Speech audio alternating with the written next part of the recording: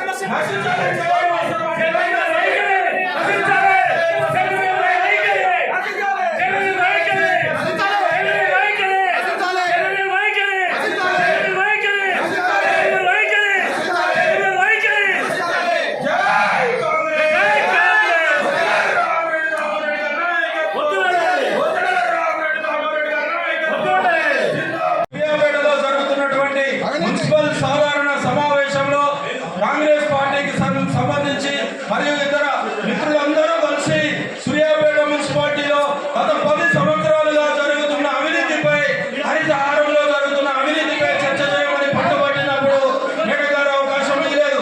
అదేవిధంగా సూర్యాపేట మున్సిపాలిటీలో అన్ని వార్డులకు సమానంగా పట్టణ ప్రగతి నిధులు పెట్టమని చెప్పినా కూడా మాకు అవకాశం ఇవ్వకుండా ఏకపక్షంగా తరుచేకంగా ఉన్నారనే అవకాశంతో తన టీఆర్ఎస్ వాళ్ళకి ఇంకా ఈ ప్రజాప్రభుత్వం వచ్చినాక కూడా నిధులు పెడుతున్నారు.